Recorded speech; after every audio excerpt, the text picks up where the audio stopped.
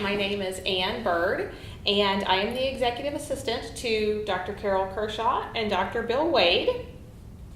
They are the co-authors of the book entitled Brain Change Therapy, Clinical Interventions for Self-Transformation, recently published by W.W. Norton. And today we're here to talk about their exciting new workshop that's coming up. And the name of this workshop is Neurocoaching the Mind for Business, Financial, and Life Successes. This workshop is open to everyone who's interested in making significant personal change. And the two of you have both been financially successful in business and in your personal lives. And what we want to get out of this video is kind of the secret to your success and how you have been able to achieve what you have achieved.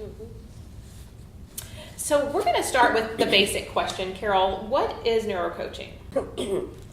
Neurocoaching is a very interesting process Bill and I have described, and as a matter of fact, we just got an article published in the Neuro Leadership Journal based on these ideas, where we help people learn how to turn on various neural circuits. We have the capacity actually to make our brains work for us. And what we believe is that people can really be successful when they learn how to make their minds work for them. In fact, you can really change anything that you put your mind to if you know how to get your mind activated, how to turn on these neural circuits, and how to set up your environment in such a way that it will support the success that you want to achieve.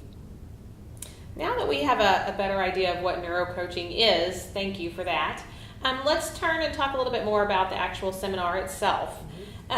This seminar, it's one in which you both are teaching. The date of it is April 26th and 27th of 2013. So that's a Friday and a Saturday. That's right. And this is open to all leaders, such as parents, small business owners, business managers, and executives, to name just a few.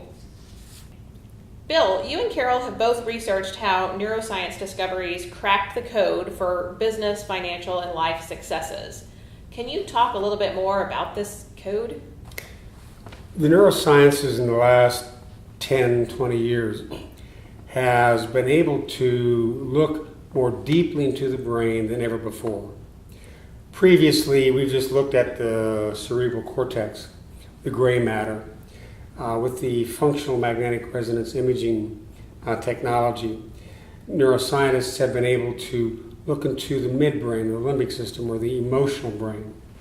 And what they found is that the limbic system, or the emotional brain, plays a much greater role in decision making, both at a personal level and at a business level, than heretofore we've ever thought. So here we have this field that's looking into the brain. It has been translated or given the information given to mental health personnel. What we're wanting to do is to take this and make it broader. So the people in business, people who do personal coaching, parents, educators, understand that what they do affects very greatly the outcome of what's happening with this other person. So two things in particular. One is learning how to modulate your own level of arousal. When we get too aroused, too excited, too frightened, or too low in terms of our arousal, depressed, discouraged, we don't function at our best. So part of what we teach people to do is how to modulate their own level of arousal so that whether they're working with students, employees, athletes, musicians, people that they're coaching in business, or if you're a therapist with your client or patient, how to help them do the same thing. What the neurosciences have taught us is that a person's state of arousal actually precedes everything. We've thought that what a person thinks and how a person behaves are the driving forces. Well, they are, but underneath that is a sense of arousal. So when we are too aroused or not aroused enough, then we don't respond and we don't function as well. And so this workshop is based upon those scientific discoveries that have shown that a person's state really precedes everything. Carol, you've often said that motivation is at the heart of success in anything, whether it's losing weight, making a business work, or making money. How does a person keep motivation going in the wake of frustration, challenges, disappointments, those things that happen to all of us that are unexpected?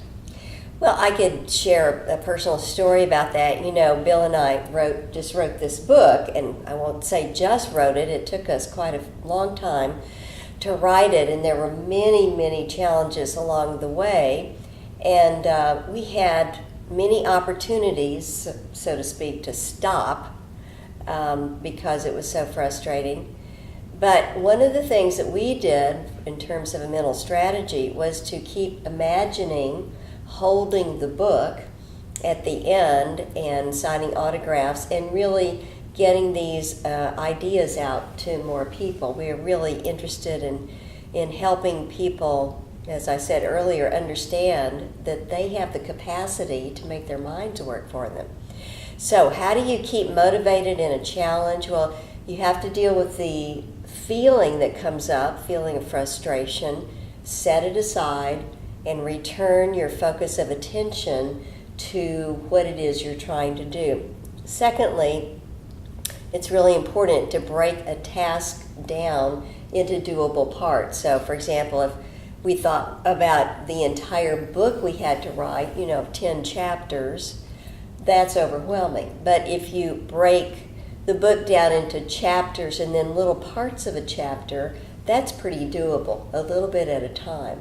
And there are some other strategies kind of like that. So along the way, it's really important for people to feel like they're getting rewarded as well for what they are accomplishing. So it's not a whole journey in feeling terrible, but it's a journey in feeling like you're getting success after success.